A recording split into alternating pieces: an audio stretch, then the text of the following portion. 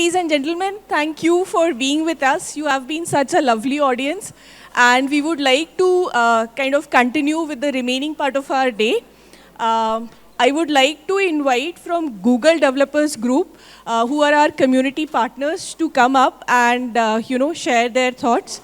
So Swapnil and Namrata, if we can invite you to the stage. Good evening, everyone. I know, all are tired, so don't worry. We're not going to take so much of time of yours. First of all, thank you to APGI Pune for this organizing amazing event and collaborating with us. And we basically, Google Developer Groups Pune is an initiative by the Google itself. We are a community of developers. We keep hosting meetups, event throughout the years. So if you are interested, you can just, join our groups to get more details about the events and meetups we are planning. We do have another community which is part of our community which is dedicated to women in tech. It's the Women Tech Makers. I think Namrata will talk more about it here. Sure. So basically, we run one community which has like two initiatives to it. One is GDG, Google Developer Group, which is like a umbrella, and inside it we have different communities, out of which one is WTM, Women Tech Makers, which focuses more towards the women in tech initiatives by Google and other than Google also. I mean, whichever communities want to present some new trending technology or whatever, it's completely open platform for it. And we usually have two major events, annual events. One is Dayfest, which is in the last quarter of the year. As in October, November, December, not the financial year. And the other one is around March or April, which is IWD, International Women's Day, which is upcoming. It's in the last week of April. So would really love to have you guys there. And being IWD, International Women's Day, it's not really restricted only to women.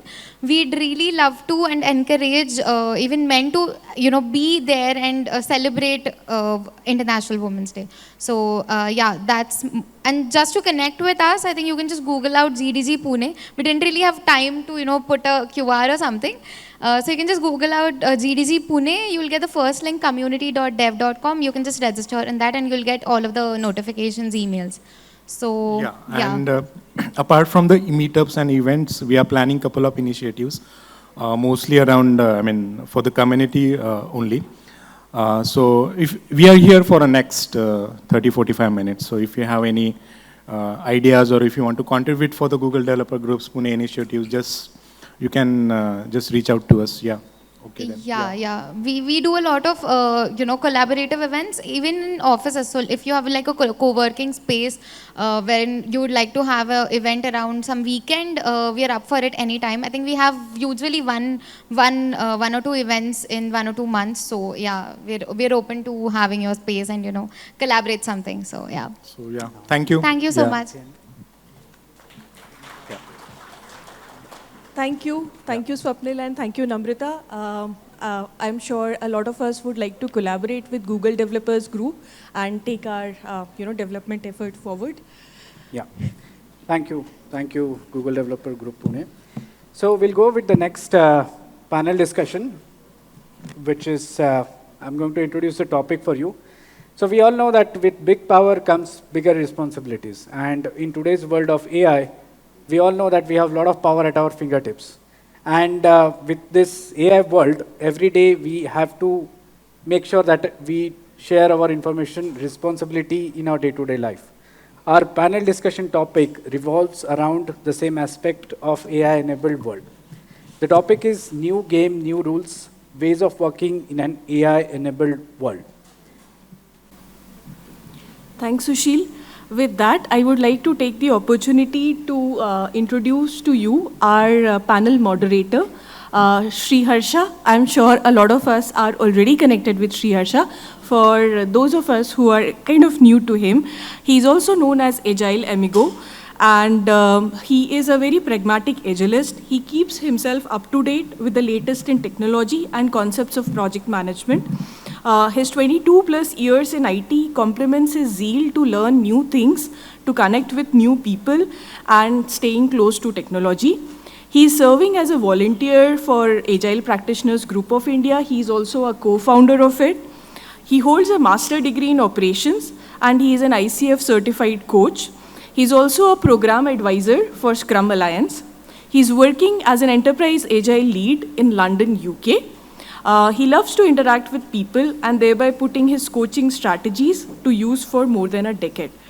With that, and with no further ado, I'd like to invite Sri Harsha and rest of our panelists to continue with the panel discussion.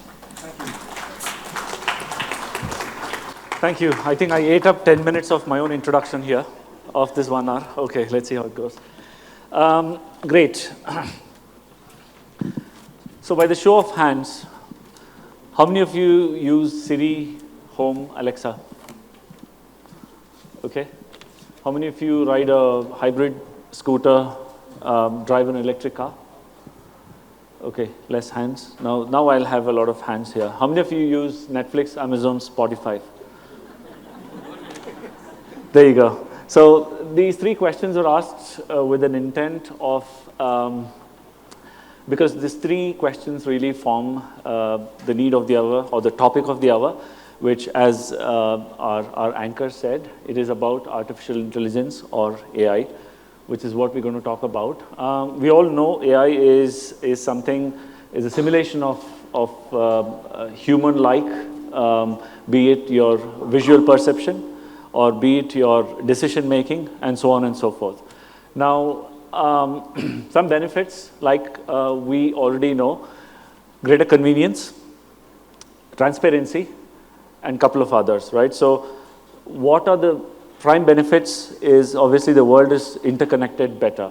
Now, I did speak about all the good things for the last 20 seconds, 30 seconds, but there is something else to it. When the tsunami of AI has hit the world, how are we embracing these? How are we embracing what is the way of working change that we need to do is what we're going to discuss in the next hour, all right? So with that, I mean, as we celebrate agility, transformation, and intelligence as part of our theme for RSG Pune this year, and I'm really privileged to share the stage with the elite members whom I'm going to welcome now. May I call upon Manu Dev onto the stage, please. So while he's walking up to the stage, let me also introduce him, and also we'll give some little quiz or fun fact sharing with these panelists, all right, just to get that fun element going. Manu is an experienced leader with background in data and analytics engineering. He's a key contributor in building commercial and analytics insights. And of course, he's got a proven track record of leadership and people management expertise as well. So, Manu, all we want to know is one fun fact which is not mentioned on your LinkedIn profile. So, one fun fact was that although now I work a lot on the data analytics part of it, when I started working, I started my career in Tata Research back in that time, and we were working on a lot of semantic modeling. It was called formal methods and things like that. And that was considered software engineering then. Okay. So when I came to the data part of it, a lot of like, oh, you are a software engineer. You are data, not a data guy. And now I see more and more part of that, and I really have to struggle what to put on my LinkedIn resume because sometimes people challenge, oh, do you really belong in this space or not? Okay. So I see the world has changed quite a bit. That's really fun for me. No, thank you very much for sharing that. We're going to talk a lot about what you said just now, and that opens the door for to welcome our next panelist, Mr. Rao Saheb Guge. As he walks up to the stage again, he is a founder of the BAP company, as you might have heard earlier this afternoon. He's also a hands-on full stack experience in mobile, developing mobile and web applications, designing. And of course, he's an expert in building, team building, consulting, and mentoring. With that, again, it's your 30 seconds now to share the fun fact, anything that's not mentioned on LinkedIn. Hello. Okay. So I know I have to reveal the truth, but I'm in an Agile conference, and except stand-up meeting, I don't know anything about Agile. And that's what is mentioned in it. That's very good, thank you. It took me 30 seconds to realize what did you actually say, but yeah, that makes sense. But I am certain. Okay, there you go. Most of CSMs also do the same. Anyways, this also is a nice segue for us to welcome somebody from the HR, which brings me to Ms. Vaishali Shah. And Ms. Vaishali Shah, she works as a VP, and managing APAC and EMEA regions at Qualys, a cybersecurity company. And she has a passion for technology and automation, where she believes human efforts can be directed to better outcomes, all right? And the third one is something which I will leave you to talk about, because that is the fun fact which I see here, or the fact which we didn't know. So please. I think he just stole the line that I was going to say. This is the pain of coming later. I'm in an Agile conference and I'm a non-tech, so I absolutely don't understand Agile. But let me share something else. Beginning of my career, I used to actually sit through all of the engineering. You know, there is a training boot camp which happens for all the fresh engineers. And I went under all the training for 9 months. And I ended up doing a little bit of work in engineering without telling anybody that I was working in HR, and did dish out some cool projects. So that's not on my LinkedIn. Okay, well, no, that's really good to know. We'll explore more on that in next in next 1 hour's time. Thank you very much for joining us. In no means last but not the least, Mr. Vikram Deshpande, we'd welcome you. He is the R&D head of Smart Buildings team at Siemens Technology India. Welcome, Vikram. And as you sit, please tell us your fun fact. It need not be in Agile space, anything.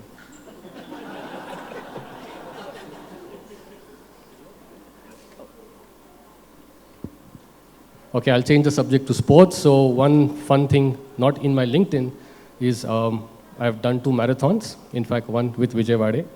And, but I'm an ex-marathoner now, so I've got lazy, not doing that anymore. And I'm trying to be a trekker, so. Oh, yeah. Nice.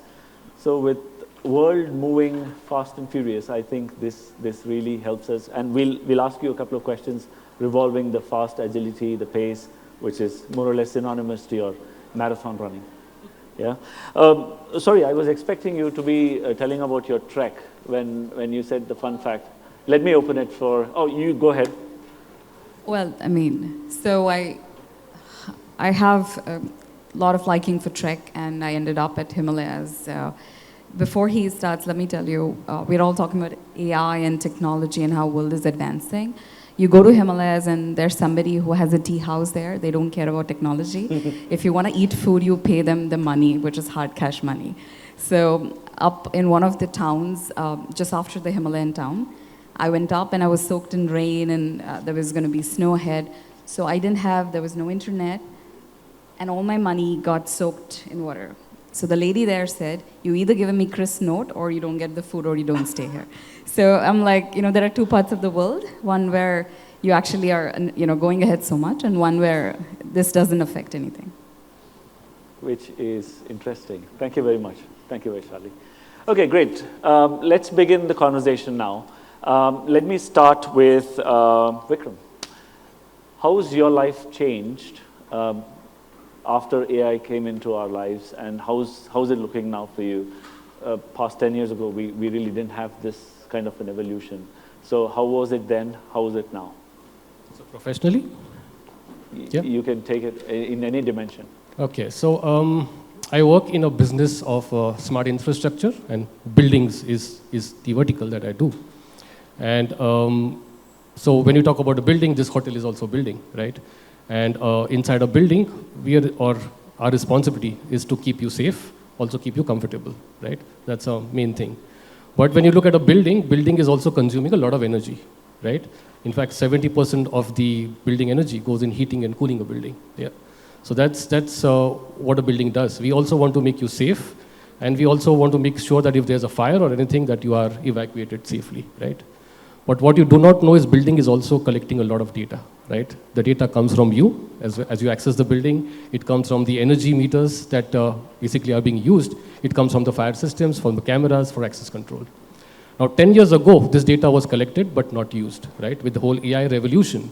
Now this data, we have the compute, we have the algorithms to actually start now using this data for actually building new use cases out of it. Yeah?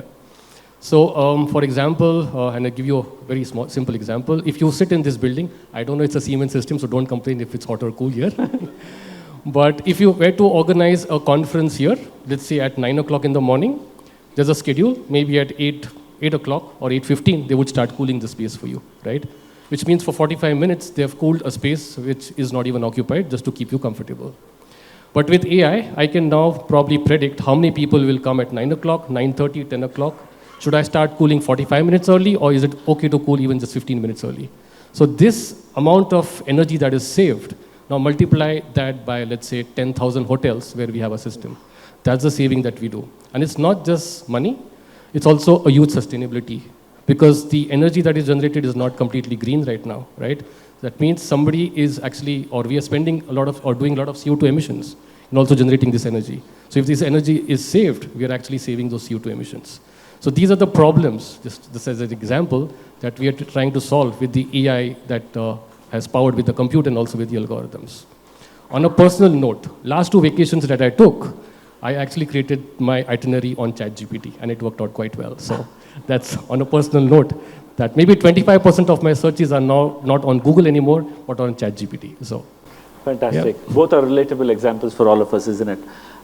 Great. Okay. I see the mic is very far away from you, so you may probably want to start now. Yeah. What's your experience been?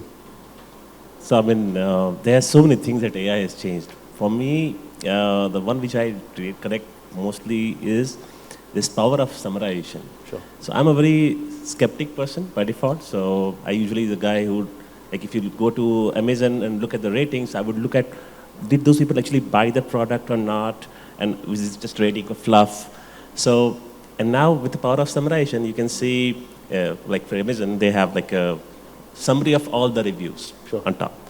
And that is just not on the personal side, on the professional life as well. We can see the AI, the first use case which is hitting the market is the summary part of it.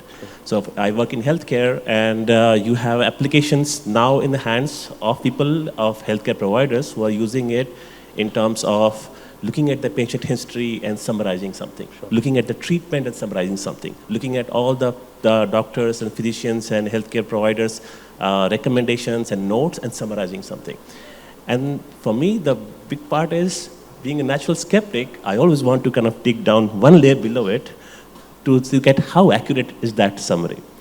And the way we are going with ChatGPT and all of that, where explainable AI is such a difficult topic to achieve, I think one of the things I have to change in my life is to trust a little bit more, and I'm really struggling with that. Okay, trust, summarizing stuff, and there came an analogy of savings, which are really good. Maybe Rao Saab, you may want to share your experience. The first thing which changed my life with the AI is, as I told you, right, I don't know much about Agile. And yesterday, last night, I Googled about what kind of question could be asked to me, not Googled on ChatGPT in the APA conference. And it actually told me the same question which you have asked just now, that how your life has changed. So you know where it comes from. Exactly. So that's the beauty of AI, which has definitely changed my today's day. Second thing is, I am a farmer and I work for a rural empowerment. My company is all about rural empowerment. So this AI doesn't matter to us at all. Just like how we had no television when we were doing our college. It did not matter to us. Similarly, I mean, in my village, I was the second person who graduated. So there were no people, the education did not matter to them. So I'm living in a place where this AI does not matter, at least next 10 years to us. Because we are growing our own vegetables, we are growing our own food, and we are not we are not bothered about COVID and all that. My villagers enjoyed life during COVID.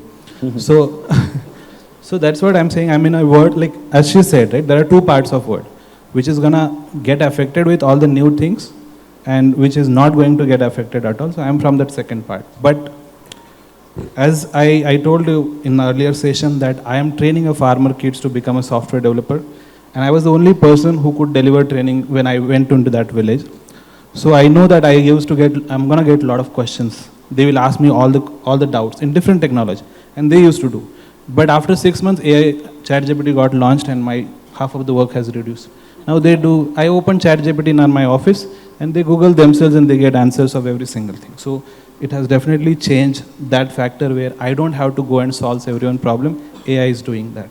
And then I wanted to bring in AI to my village. So what kind of product we can build? So I saw that there are a lot of political corruption, legal problems. So we started building a product which will give all the verdicts of Supreme Court to the people when they have some fights and everything. You put in a system and right. And then we are building one tool which is like there are ZP schools where these students cannot speak English, neither they have. So we are building a tool wherein they will ask question in our language.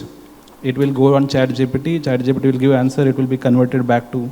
So these AI we are making accessible to that ZP school students. So that's what things Fantastic. are. Lovely. Yes, please. Over to you.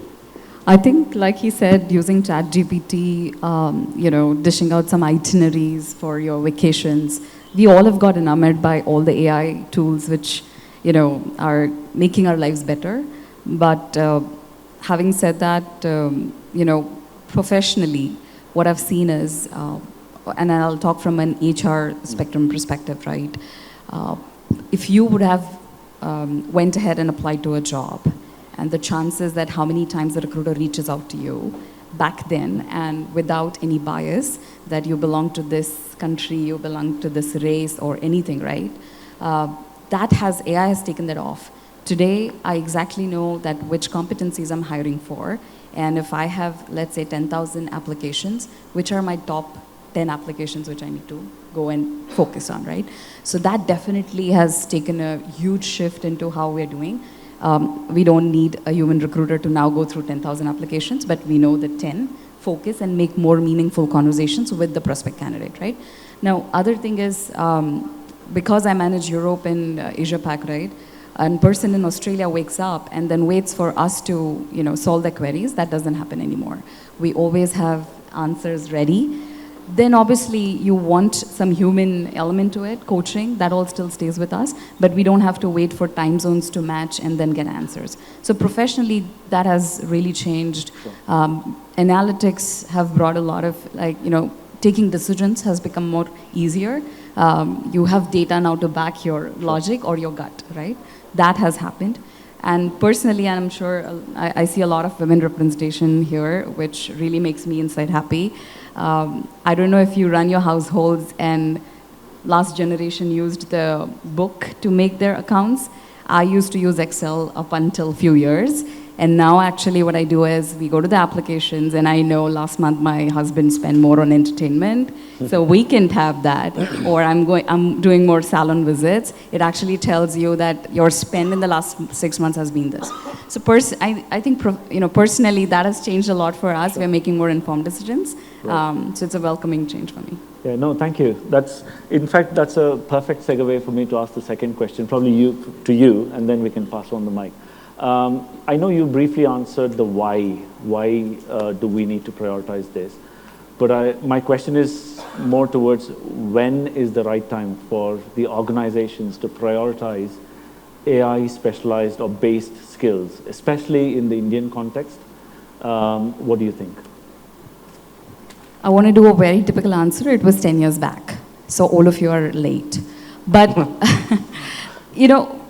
on a very serious note, today we have about 950 million, in the workforce, people in workforce, but not all of them are actually in the workforce. That means 50% of the people don't work really.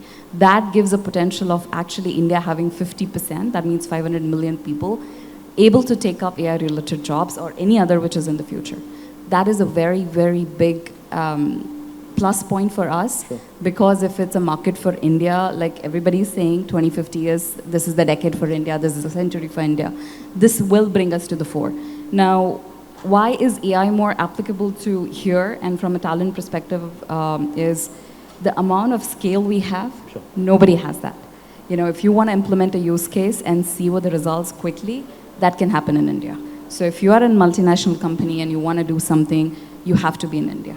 And that's why being in India is important. The talent skills, bring in human skills. I think AI will help you get decisions which are important, but you will still have to, think through which ones you want to pick up and go ahead with.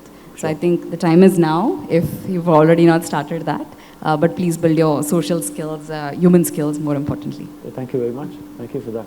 Vikram. So time-wise, I agree. It's already in the past. So the way I see it, is that over the last few years, I mean, AI was there already, right? Image processing and stuff has been there for like, I don't know, maybe 30, 40 years ago.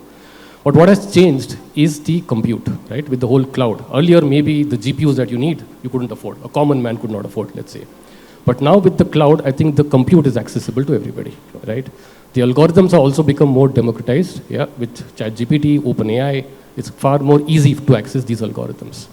So I would say that it's the right time right now. Mm-hmm. Although it was in the past, I think things are coming together right now. Okay.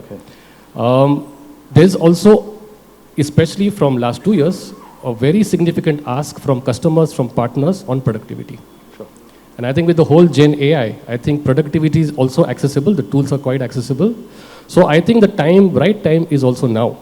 And if let's say an organization has not done it in the past, I don't think they need to be worried about it. I think things have actually collided now. And I think they should use everything in their power to now jump to the bandwagon. Yeah. So better late than never. Better late than never, yes. Perfect, thank you. Manu, over to you. Why and when? So I very, very much agree to what both of you said. I mean, this is a hard technology. This is going to be transformative. Mm-hmm. And if we had not already jumped on this bandwagon, because of many reasons. One of them is basically access to compute, access to technology. Because I remember, like in my college days, there was one of my colleagues who was doing a NLP program to recognize letter A using neural networks, and we were laughing at him, like, what are you writing a program to? This is A. Now, I mean, how it has happened is last few decades, we had the wave of digitalization. Mm. We generated so much data, which that led to this big data storage and processing revolution, which is now leading to a means of how that data can actually be converted to actionable insights with AI. So the time is very much now in that sense for us. One of the other things which I think is, because we are right now in this wave which is rising, and this is going to change business, society, a lot of things in a very fundamental level. Sure. So for Indians, like we are, IT for workforce for Indians, I think the majority of them are in 30 to 40 years range. This is going to be which they will kind of carry forward to the most of their careers. So this is the right time to jump on this. At least engage with this. If you can't embrace it because you are in a different domain, at least engage with it, understand it, get familiar with it. Sure. So in that sense, I think it's really good. Yeah, that's a nice insight. See, you did touch upon the humans bit, you did the technology bit, and now you're saying if you can't adopt it, to at least try and understand the awareness, just to make sure that get engaged, is what you said, right? So great, thank you. And Rav Sahib, just to conclude this, I know you did mention about these few bits and pieces in the previous question, but if you want to say why and when from that perspective, from the perspective that you came in, what would that be? What I feel is looking at Indian market, right, and the companies which we are operating here, most of these IT and tech companies are dependent on Europe and US market or Australian market. So, and what we are selling to them is our labor services mainly, right? Intelligent is very less, I would say. Everyone who goes to US on H1B is kind of switching jobs from here and there. They're not innovating much. There are very few leaders at the top position. So what I feel is like we have biggest threat of AI, I would say. That is my perspective of it, because we are selling a lot of labor services to external market. And what AI gonna kill the jobs? Answer, according to me, is yes. It is gonna kill the jobs. And which jobs? Then why people thought of building an AI? To actually cut the labor work, right? Labor in the sense, let's say I need a robot to cut my farms. I need a robot to start my motor. I'm talking all in farming sense because I am doing something on that. So, but what AI did is AI changed the job perspective. They cut the job of white collar worker more. I was running a startup in US, which is in jewelry market. So we used to get the jewelry and diamond in our studio. We used to shoot and send back to India. We had a big editing team sitting in Mumbai, and they used to do editing. Sure. Now AI can do that. So that team has gone, their job has gone, right? So graphics designer, content writer, they are already losing the job. So what I feel is now India has to take quick actions. Recently I heard that Singapore government has approved some funds to that middle-aged people who are like in 40s to get that. I mean, they have approved a budget to learn these new skills. Okay. Because we learn in colleges, let's say 10 years back, 20 years back. Now, nobody is going to fund us to learn, but that government is approving fund to learn AI skills. Why? Because there is a big shift going to happen. Sure. It's a similar shift, which I would say that probably there were no education required back in British era, where if you are educated or not does not matter to it at all. And then education come in, and then what happened is like people thought, okay, now these educated people are not going to let us work. So everyone started getting to the school. Second thing is when internet came, right? So there were no internet. I read in the old books and old videos that people felt that there is a lot of jobs gonna get, people will lose the job because this internet has now revolutionized thing. Sure. Everyone would know that Y2K problem. Yeah. We all know, right? So we were in that era where we were in our schools, and we used to hear that Y2K, people thought that it is going to take jobs, it is going to change the lives of the people. Nothing happened. It created new opportunities. I remember I was doing SAP in my first company, and that time there was that big data wave which started. And everyone started taking the big data courses. Even I took. Okay, but I did not work in big data. Nothing has happened, right? That's so true. That all like, the new technology is coming in, it is shifting you to the next phase. This AI is something big, bigger than what big data has observed, bigger than the social media wave which has came in, because it is training human to think like a human. I have few enemies in my village who's like, again, acting against me. I feel that I need to build a robot which will kill them with a gun. So I can think that. And it is possible, right? AI can replace the soldiers fighting on the borders. Sure. Right? So there are bigger threat of it. And there is no law prepared for this to take against. What Supreme Court is going to fight on? The robot has killed that person, not me. Yeah. Right? So we have to change multiple things. And there's a bigger shift. So I think it is the time to learn all these new things. And we have to allocate budget. And all who are sitting here are probably in mid-ages in the IT career. I brought in an AI book 6 months back, started learning, even though I'm founder and I have 487 members working for me, but I started studying it because I can see the need of it. If I don't talk about AI next 2 years, nobody is going to give me projects. That is true. So that's the need, I feel.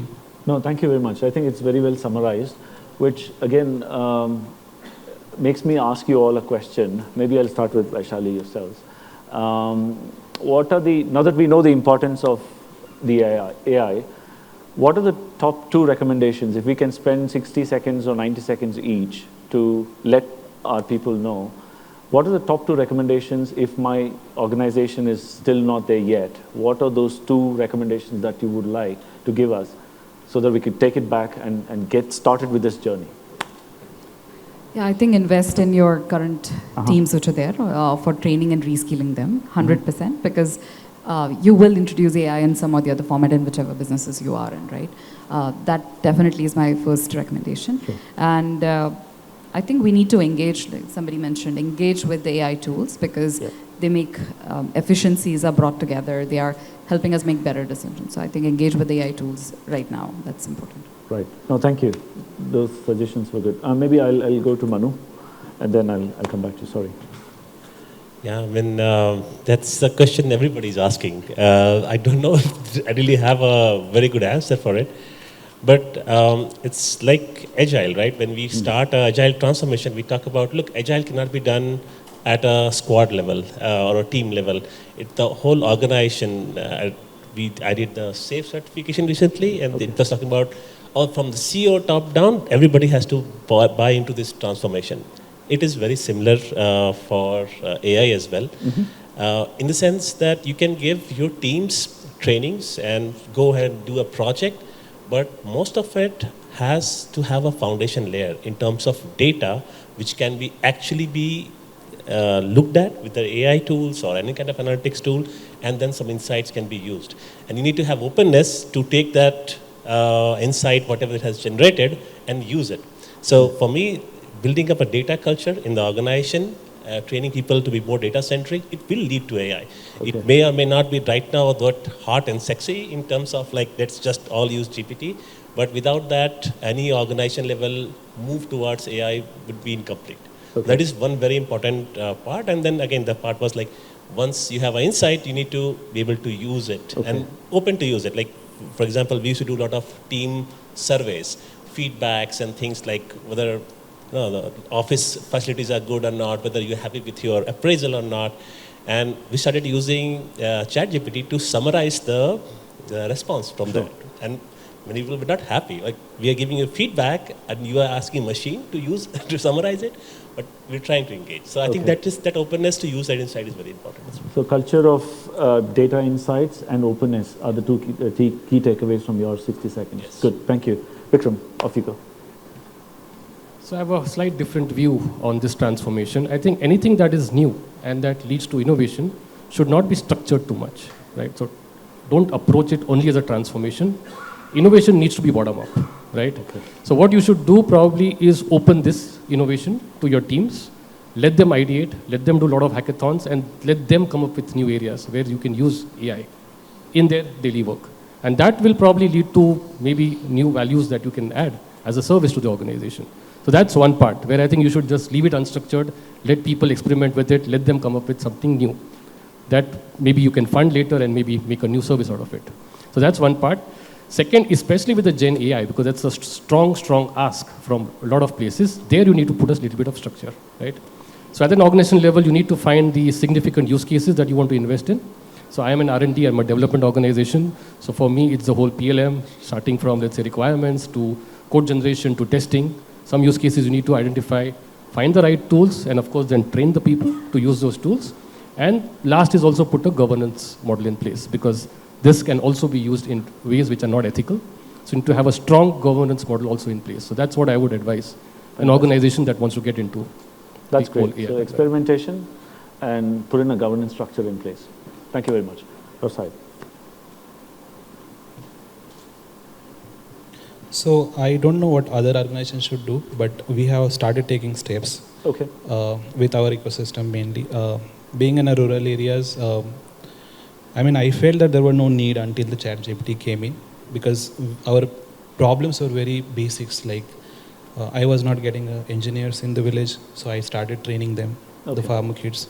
Then the farmers were not having right pricing of the product, so we started delivering it through our own channel. But then I told my team to think in an AI world, considering these are the problems. We were going to solve it with this method. Sure. Now think what AI can add to it. So they came up with 3 products, as I said. The first one is like these kids who are like training. I mean, they were not always knowing how to talk in English, right? So most of them cannot really frame the sentences in English. So I told them, talk in Marathi. Let Google or something convert it to English. Then let's put it on ChatGPT, get the answer, read it back, and translate back to Marathi and understand. So they started building this product. So this came from our own genuine problem that we cannot speak English. First thing. Second thing is like there were a problem as we faced like last 2 years. we faced a lot of challenges in these legal matters, right? Because we were running a company in village, a lot of people opposed us. They did some fake cases against us, and we had to run to the courts and all that. So I mentioned that earlier. So problem is simple, like, we have to approach the advocates, give them right data, what we have gone through, and they will fight our case. But then we saw the challenge there, that these advocates are giving us next dates. Every system is settled. So then my team came up with an idea that why shouldn't we go to all the Supreme Court cases, get their verdicts, bring that into a system, and then do an analysis on that using AI. And when you have a problem, put that in the tool. The tool will tell you, this is how the case has to be fought. These are the verdicts of Supreme Court. Go and present in this case. So that's what we are trying to build now. So these are genuine problems, right? So you have to train your team to think what are problems you are solving and how AI can help you to do that. And that's what we are doing. So everyone has to adopt this thinking that these are my problems and what AI can do to make it better or how it can solve. Sure. That's what I think we should all think. So thinking. Yeah, sorry, go on. Yeah, thinking in AI world is important. Absolutely. So which kind of brings me to my next question. I wouldn't call it anti-patterns as such, but I would want to call it as ethical aspects. So in an organization, if we want to go on this journey of AI enablement, what are the ethical aspects that we need to keep in mind? When I thought about it, I thought security. I thought bias and fairness can probably be one more. But we would like to hear from you all. Maybe you start, and then from BAP company perspective, you can tell us, and then we can float the mic around. As ethical aspects plus whether we need an AI, right? These are the two things we should think about. First thing, recently I saw a video wherein you all know that deep fake thing, right? Which we have recently seen with Mandana, that actor. Yeah. That's a dangerous stuff. Recently I saw a video where Trump is dancing with one model. Mr. Modi is dancing with model. And that is all generated through AI. Again, dangerous stuff. We all know the risk of AI in terms of defense. Right? And when I face some challenge in my village, as I said, I always think that how I can tackle this problem with AI. I can definitely build it in the near future, and if there is no law, nobody can catch me. So there are the challenges which we can see with the AI. And imagine, currently we have given a brain to machine. That's what AI is. Next thing is, AI will give brain to AI. There is no need of humans to train the AI models.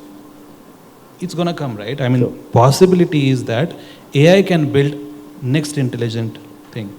And if that happens, there is no need of human being. And that's more risky. Imagine what can happen that time. They will travel to moon, they don't need us, they are not breathing, correct? So these are the bigger risks. So when we build AI thing, and I heard somewhere that people thought of regularizing what people are building in AI. Someone also said that we should stop this AI development there in US, right? Because it's dangerous. Sure. And we all know, right, where our computers get hacked from, you would better know. A lot of Russians and Chinese who is doing that. Many a times my AWS account got hacked, and the attack was from China and Russia. So there are people who are trying to build unethical things. So when AI is going in one ethical direction, there would be always a team who is actually going to take efforts to do something negative. Sure. So we all have to think how ethical we are. And you won't find that kind of people. Sure. So they will keep building something nasty. Right. So I feel these are bigger risks to the world. So assessing the risk becomes important. Yes, very much important. Thank you. And yeah, Shali? Yeah, so I think I'm keeping away the aspect that AI does have impact and, larger, like he mentioned, right? Yeah. And narrow it down to something which is for the community here. I belong to a cybersecurity organization, and, today, we sit on trillion billion data points, which come from variety of things. It could be from your houses, from Alexa to from your home automations to where you're staying in the hotels to everywhere, right? Because enterprises use us, we sit on that data. Now, when such a high level of data is coming in, how do we process and what comes out of it? So, like you said, the AI model, can build another model or to organize the data, to talk about what comes out of it, but there has to be a human to understand what do you do about that, right? So what we've done is we make sure that none of our coding is done through a Copilot, Microsoft Copilot, or any of these. But I also see the the merit of using it if you're a startup and you don't have as much of developers. I use Copilot and it becomes a lot more easier, makes my life easier, right? And I'm able to build applications which weren't possible before. So we are very stringent in that matter because we are regulated as an industry. And we make sure that no plagiarism is there, no code is copied from anywhere, from an aspect. And ethical, I think all of the panel here is well rich in that. You as an individual will have to put together what is the right thing to do and not, because now you have a lot of power in the hand from just being able to use AI tools and understand more than what you ever comprehended before. So that's what we are practicing back with us, because we are very highly regulated. But I know a lot of companies do not do that, and we're very easy to do it. It's like a black box right now. And I'll take a little more. When the first industrial revolution came in, and there is a, in France, people sat outside fighting that we don't want to use machines. But that problem is not there now, right? So human race has the ability to gear shift. So I don't see that it's going to have a mass impact on jobs and it's going to get cut. But ethically making sure that you're doing the right stuff with the data. Today, healthcare, if, like he was rightly saying, Russia got attacked and Ukraine's entire. Today, the war is not between humans or soldiers standing at the borders, but actually an entire economy of Europe goes down with a country's data system going off, right? And we were involved in some of that to make sure that Ukraine does the backstepping and gets it back in. So I think ethics is very important in this aspect, and we need to build some regulations over the time as the industry progresses, and we'll have to do it collaboratively together. Right. That's what I'm trying to do. No, thank you very much. So awareness and building that governance around which Vikram touched upon. Yeah, Vikram. So I'll answer in two ways. So, I agree with the panelists, so I won't repeat that. But one thing that also keeps me awake at night is the whole privacy thing, right? For all these AI, we are all commodities, right? We are the ones giving them data. And I don't know, I think it's just scratching the surface right now. I don't know how my data will be used in future, right? What they will do with my data. And this is something that also keeps me awake in the night. Second thing that I am also worried about as a parent is when my son is on a YouTube or watching Reels, and there's an algorithm that's feeding him information. And that's subtly also training his mind. And I don't know where that is going anymore, right? So, and maybe in future there'll be more ethics and more, let's say, laws around it. But right now, I think these two things are, I would keep me awake.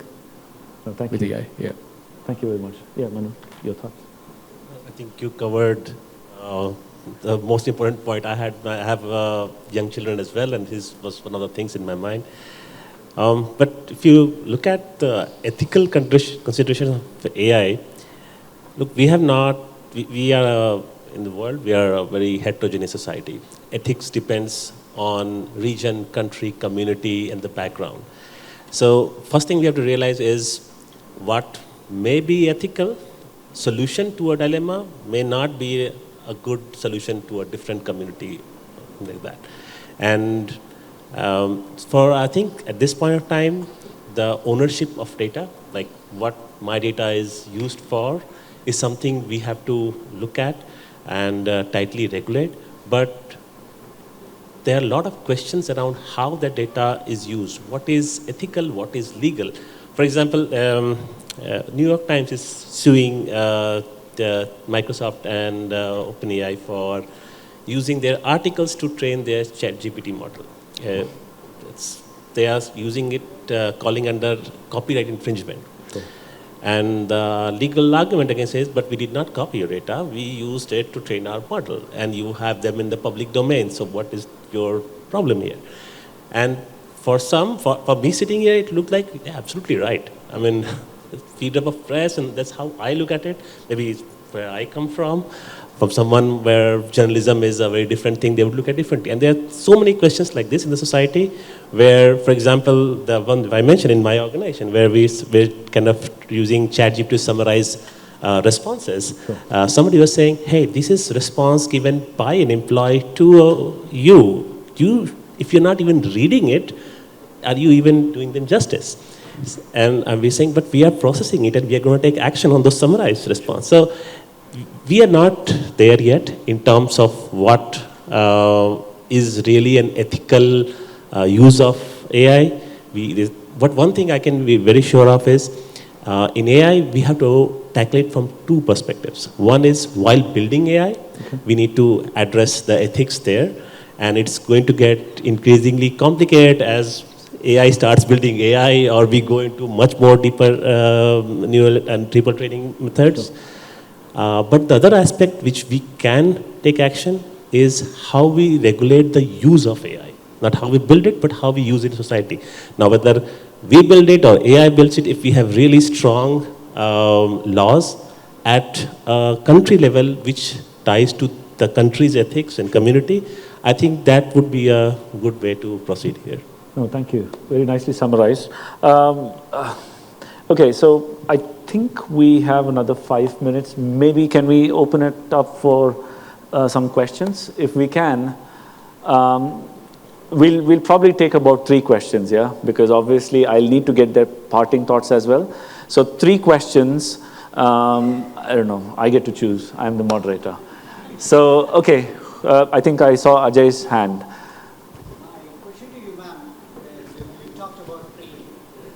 In the industry today that we are looking at, that is the first cost that the organization is cutting or not doing.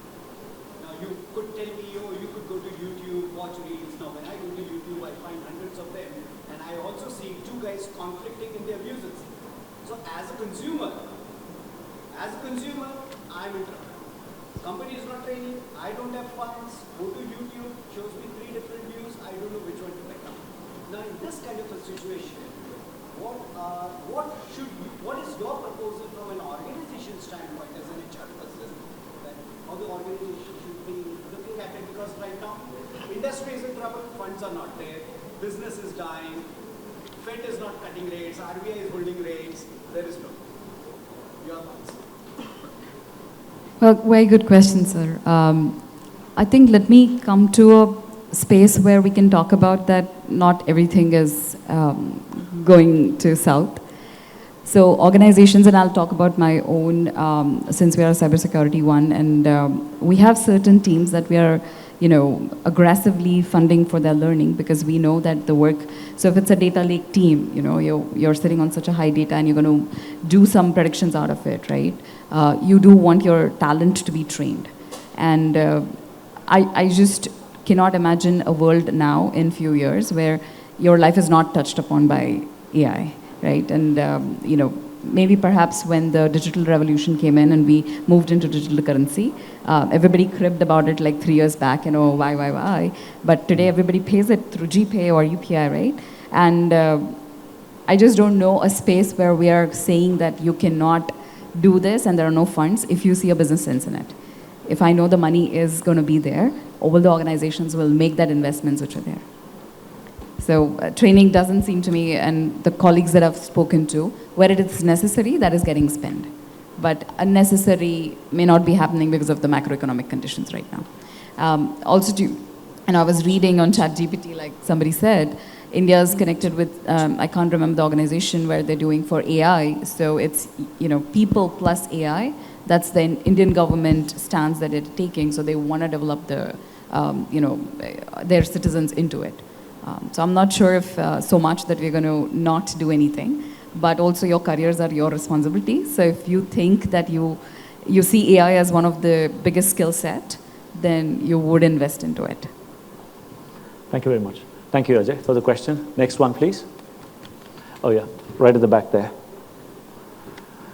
Yeah, can we pass on the mic, please? So, very basic question actually. Since yesterday I have been hearing all this discussion around AI. More towards the prompt engineering, wherein we saw that you have to prompt the AI bot with precise words, right? Then it would give you the right outcome.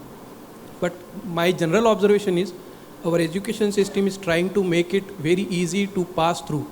I mean, the the basic language competency that we have, that is degrading. So with that, right, if we have to handle the AI outcome, we should also have, personally we should have a competency over the language, whether it's your native language or English, to interpret that. And you yourself, like human mind has to be fed with it to take an action. How do we process this, or how do we make a better outcome out of it? So would that really matter, or even AI would take over that? Whether the children would need competency in language, whether it can be any language, or where it can lead to. I don't know. I mean, because I see in office, majority of the people, they are not able to write good emails, right? When it comes to a very difficult situation and you have to put it in right language, where you don't hurt anyone, but you have to put forward your message as well. Same would happen with AI, right? If you don't put up it in right way, it won't, like give you what you are expecting. So I don't know. I mean, I just want to understand the expectation from the education system, or that may not even matter. Okay, so anybody wants to take it up? Yeah, I'll take that up because few things came into some incident. I mean, whatever he asked, I had similar incidents happen because I'm running a training center plus a IT company together. Mm-hmm. So, and since as I'm telling, there is a language problem to these people, how they are using AI. So there is a girl who is working in my company, and she wanted to take a leave one day because they have a cow which falls sick. Okay, so she used AI to send me an email. So I don't know what she would have prompted in the AI tool, but the mail came out like that. Dear sir, I know that my importance is too much. I'm working on an important project at the moment, but unfortunately my cow is not feeling well. I have to take her to the doctor.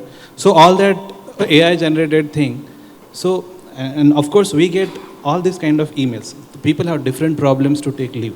In cities, we don't observe this kind of thing. But my cow is not feeling well. I have to, cut the crops today. So these kind of things people, and they use AI tools to send us an email, and it sounds very funny. In education, we have to make sure that, we are using this, right? We are training people to use AI tool. That's most important. Many of the students who are learning with us, they took their exam by using ChatGPT. So whatever question they get, they Google it, they take a screenshot. They use Google Lens to convert it into text. Then they put it on ChatGPT, they get the answer, they paste that answer into that online exam tool. One day university people called me saying that all of your students is having same answer for everything. How is that possible? So, and we don't have answer of it, right? Everyone knows. So these are the wrong practices which may come when excessive, we are using AI without using brain. We have to train people to do that at any ages. That's what I feel. Right. Yeah, please go ahead. So if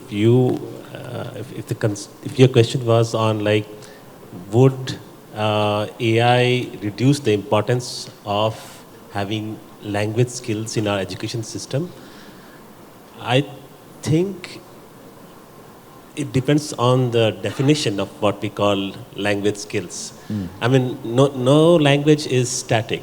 Okay, every year there are words added, word of the year, etc., etc. And as we move, we can look back. Right now, I was reading a novel, I think written in 1900s, English, very different English. And what we use is perfectly acceptable. So if the language evolves, and one of the things that comes with it is, you don't need to have perfect grammar because you're just like now we have word correct in all the word processes, right? Spell check, right? If there is something like that which will correct your grammar or some sentence formation, voice or whatever, and that becomes a normal thing, then yes, it would reduce the importance of language skills in our education. But I don't think that would be a disaster, I would say. Yeah. No, thank you. Thank you. We may have to cut short on 2 questions only. What we'll do is after this thing, we'll have the members hanging around. So we'll have our discussions there. Is that okay? Yeah, go ahead. Go ahead. Now that you've raised. Yeah, go ahead. I find that even trust is the biggest thing that we are losing Yeah. Maybe use the microphone for the benefit of the others there. I feel that trust is the biggest loss we might have because of OpenAI. Somebody is writing something, sending it to you. You don't know whether he's written it or whether OpenAI has written it. Does the person even have these ideas, or is it all OpenAI only? Are you getting something from OpenAI, or is the person actually talking to you through that communication? I think that loss of trust is such a massive one. I don't know where we go with that. I find that as one of the biggest threat, but I want to get any of your views on the topic, please. Whoever is answering, 30 seconds for you. I can. So more than trust, I think what I fear is the loss of creativity, right? I mean, you getting spoon-fed answers. You probably will stop thinking anymore. Yeah, trust for sure. I'm sure there'll be another. Oops. Yep. 30 seconds is up. There's an open AI controlling the microphone. I didn't mean to. I really didn't mean to do that. So I'm sure there will be another OpenAI checking if what you have sent is from OpenAI or not. Yeah, so that will take care of the trust part. But I think creativity is what I'm more worried about. Yeah. Thank you very much, Vikram. Just hold on to your mic because I'll start with you for 30 seconds, parting thoughts before we go off. If there is one takeaway that our people can take away from this panel discussion, what is that going to be? Yeah, so I think there's a lot of talk, a lot of love. What I would urge you is I think we should not get into fear mongering. Yeah, this is just another tool, and this is a tool that is going to assist you. So I would say get on to the learning mode, learn as fast as you can, learn as much as you want, whatever profession you are in, whatever you're doing. Use this or think of it as a tool that's going to make you even better. Yeah, and we can keep the fear aside. That would be, yeah. Thank you, well said. Yep. Yeah, I think we all need to make a paradigm shift into our mindsets to adopt it rather than fearing. I think the most conferences I end up talking to talent is the jobs are going. And I don't see it from that perspective because we all have evolved from a perspective when we used our hands to do things and now there are machines. So we will find a way to have better jobs. I think they're going to be more highly skilled, intelligent jobs, which AI will take up and do predictive data, structuring and all of that, right? But we will still do the high-skilled jobs, and there is no replacement for human. Today, if you want to sit and chat over a coffee with me, you will have to have me there in the coffee with the coffee. So that does not get replaced. So this tsunami is coming. We ride the wave with it. Is my parting words. Fantastic. Thank you very much. I think I would like to say the same. Don't worry, because everyone might be thinking, in tech world especially, is it going to take a job and all? If you feel that there is something to worry, come to my village and stay there. We have organic farms which does not require AI to grow, right? And we have, sorry, I'm just trying to make them aware that how village life is fantastic. So there is no need of AI there. So always feel, comfortable. There is no need of AI in those words. So there is a second part of it which I feel that think in that way, but always it is just another tool and it is just changing few things, not everything. Thank you, Rosal. I think you guys covered most of it, so I'll cover the last one that I had in mind was whether or not we work on AI or we work on development or use of AI, it is going to be part of our lives. So it's like how I'm teaching my parents, don't trust anything that comes in your WhatsApp group just because it may not be true. The trust factor, how do we deal with AI? We need to develop our own systems, which sources to trust, what to look out for. And that is something is very important, whether or not you work in AI or develop AI, just be aware of what it means for your personal life. So I think we need to keep a watch out on that. Thank you very much. Thank you. Now, I think with all this summary, beautiful summary that we've had from the panelists, it is only my rightful duty to thank them for their time, for providing us these inspiring insights. And I'm sure we all took away most important things as we go in on the journey of AI-enabled world. With that, thank you very much.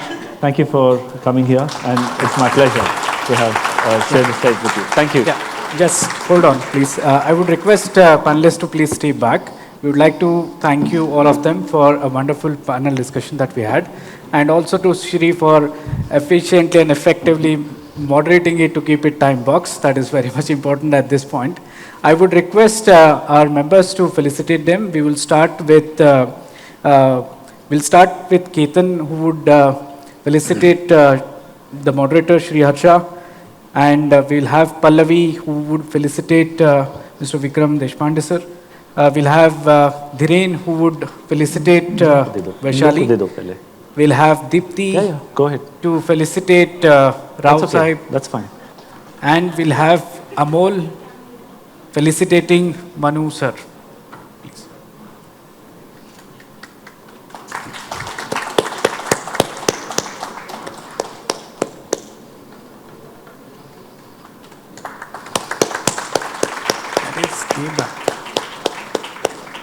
So whatever Sushil said, summary, all our volunteers are felicitating Absolutely. our panelists. Yeah. Okay. Thank you very much.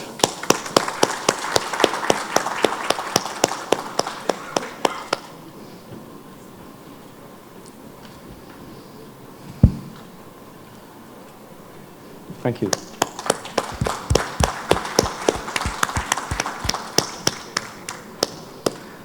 Great. Yeah. Yeah. I can take it backstage, that's okay. No. Please, Hamchi. Yeah. Thank you. Thank you. Yeah. Thank you very much. Thank you. Thank you.